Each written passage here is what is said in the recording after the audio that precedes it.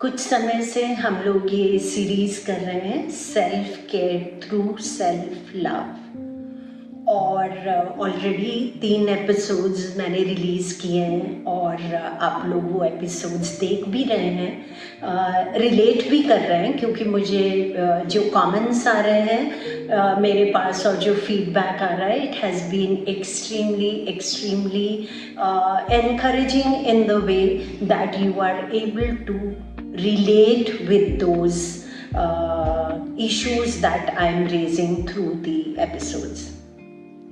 और मैं लगातार सिर्फ एक ही बात कह रही हूँ कि हमारी लाइफ में अगर प्रॉब्लम्स हैं, हमारी लाइफ में अगर डिजीज़ेस हैं, चाहे वो कोई भी डिजीज़ हो, आर्थराइटिस हो, माइग्रेन हो, हाइपरटेंशन हो, डायबिटीज़ हो, कैंसर हो, उन सब की जो एक मेन रीज़न है वो ये है कि हमारे शरीर के अंदर एनर्जी ब्लॉक्स क्रिएट हो गए, और इन एनर्जी ब्लॉक्स को रिलीज़ करना बहुत ही ज़्यादा इम्पोर्टेंट है हमें फिज़िकली एंड साइकोलॉजिकली हेल्दी रहने के लिए। तो जो पिछले एपिसोड्स किए हमने उसमें ये बात की कि हम लोग अपने लिए खुद ही अपने बंधन क्रिएट कर लेते हैं, बिना जाने बिना सूझे इस बात को हम लोग अपने बंधन क्रिएट करते हैं, अपनी नॉट्स क्रिएट करते हैं और उसमें अपने आप को बांधे रखते हैं, और सिर्फ हम ही अपने आप को अपने बनाए हुए बंधनों से खोल सकते हैं। इस चीज़ की जिम्मेदारी लेना बहुत ज़्यादा ज़रूरी है अगर हमें एक हेल्दी लाइफ को जीना है। तो ये जो एनर्जी ब्लॉक्स क्रिएट हो गए हैं, इनकी जनरली रीज़न ये रहती है कि हमने कहीं पे अपने पेन को, अपने दर्द को, अपने डर को, अपने गुस्से को, अपने गिल्ट को कहीं पे हमने स्टोर किया हुआ है। हमारे जीवन में कुछ अनुभव ऐसे आते हैं और सभी के जीवन में ऐसे अनुभव आते रहते हैं जिनसे हमारे ये वाले इमोशंस क्रिएट होते हैं, which are of pain, anger, guilt and fear. तो ये जो इमोशंस हैं अगर रिलीज होते रहते हैं तो बिल्कुल कोई प्रॉब्लम नहीं होती, लेकिन अगर हम इनको किसी वजह से रिलीज नहीं कर पाते हैं तो ये एनर्जी ब्लॉक्स क्रिएट करते हैं। और अगर हम बहुत लंबे समय तक अपने आप को इन इमोशंस में बांधे रखते हैं, उनको अक्यूमुलेट करते रहते हैं, तो ये बीमारी बन के मैनिफेस्ट होते हैं हमारी शरीर के अंदर। तो हमने एक एपिसोड में ये भी बात की, पिछले वाले में शायद, कि रिलीज किस तरह से कर सकते हैं, और मैंने अपना एक्सपीरियंस आपके साथ शेयर किया, क्योंकि मेरे लाइफ में तो जो बीमारी आई थी वो काफ़ी बड़े रूप में आ गई थी, कैंसर के रूप में आ गई थी, स्टेज 3 कैंसर हो गया था। तो बहुत ज़रूरी था समझना कि मैं अपने एनर्जी ब्लॉक्स को किस तरह से क्लियर करूं, और तब मैंने अपने अंदर समझना शुरू किया, अपने पेन को रिलीज करना शुरू किया, and I took the medium of painting at that point of time.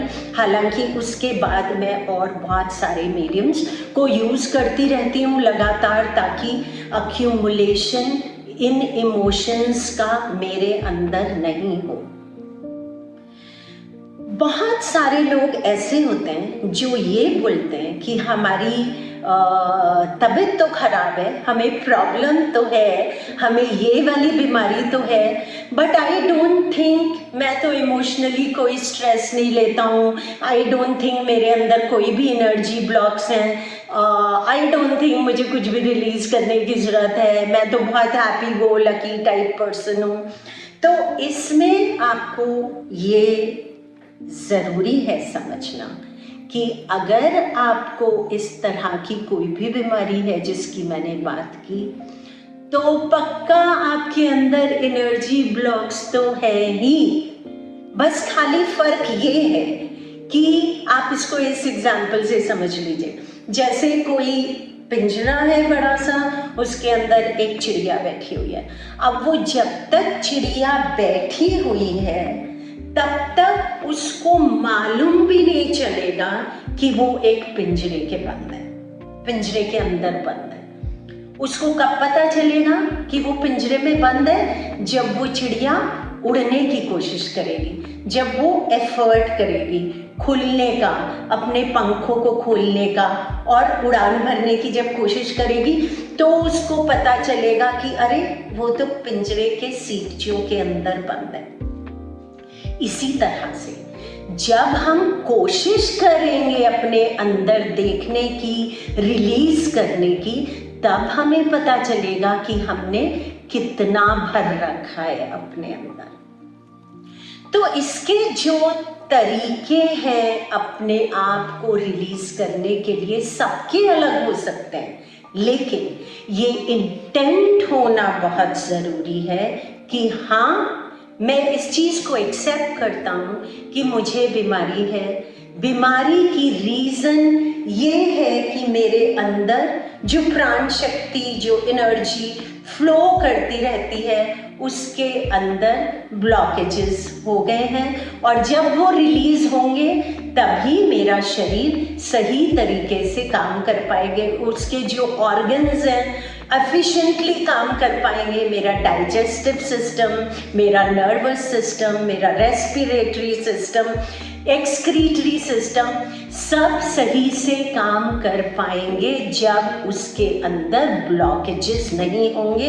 इस चीज को एक्सेप्ट करना और फिर इस इंटेंट से अपने ऊपर काम करना, वो एक बहुत अच्छी, बहुत ही खूबसूरत शुरुआत है। जब आपने ये डिसाइड कर लिया कि हाँ, अब तो मुझे रिलीज करना शुरू करना है और मैं सब कुछ फ्लो आउट कर दूंगा, तो फिर आपको अपना तरीका ढूंढने की जरूरत है।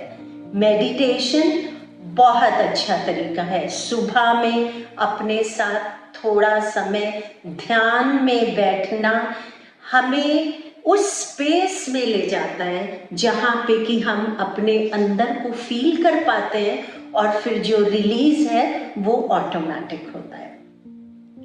लिखना बहुत बहुत ही पोटेंट तरीका है। आप बस लिखना शुरू कर दीजिए। ये मत सोचिए कि मैं क्या लिख रही हूँ, आप बस ये डिसाइड करिए कि रोजाना मैं ये जो 15 मिनट हैं इसमें मैं लिखना शुरू करूँगी।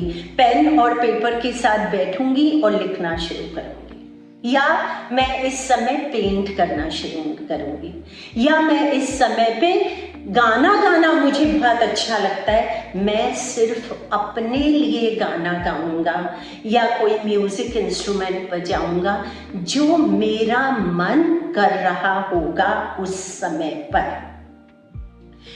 जब आप ये अपना तरीका ढूंढ के और इसको टाइम देना शुरू करें, तो उसके पहले आंख बंद करके अपने इंटेंट को जरूर से कम्युनिकेट करिए अपनी बॉडी और अपने माइंड के साथ कि जो मैं ये एक्टिविटी करने बैठ रहा हूँ, इसमें मेरा इंटेंट है खुद को अंदर से समझना, अपने शरीर के ब्लॉकेजेस को आइडेंटिफाई करना और उनको रिलीज करना। मेरा इंटेंट ये है। सिर्फ इंटेंट लेके और फिर अपने आप को इस एक्टिविटी के अंदर छोड़ दीजिए और ऑटोमेटिकली रिलीज होने दीजिए, और यू विल बी सरप्राइज्ड कि इससे जो रिलीज होता है वो इतना सब्सटैंशियल होता है, इतना फिनोमिनल होता है एक्चुअली। और आपको पता कैसे चलेगा कि आपका रिलीज हुआ? एक्चुअली इस एक्टिविटी को करने के बाद आपको बहुत लाइट फील होना शुरू होगा। जब आपको लाइट फील होना शुरू हो जाएगा तो आपको पता चलेगा कि yes, something is getting release, and when you do it on a regular basis then you are able to clear your energy blocks. तो आई एम श्योर कि आप खुद से ये काम कर पाएंगे। अगर आपको हेल्प की ज़रूरत लगती है तो Sanjeevani life beyond cancer is always there. As an organization हम लोग बहुत सारे अलग अलग लोगों के लिए अलग अलग कोर्सेज चलाते रहते हैं। If you need help then you can please contact us. But अगर आपको कोई भी बीमारी, कोई भी लाइफ में प्रॉब्लम है तो ये वाला तरीका ज़रूर से अपनाएं।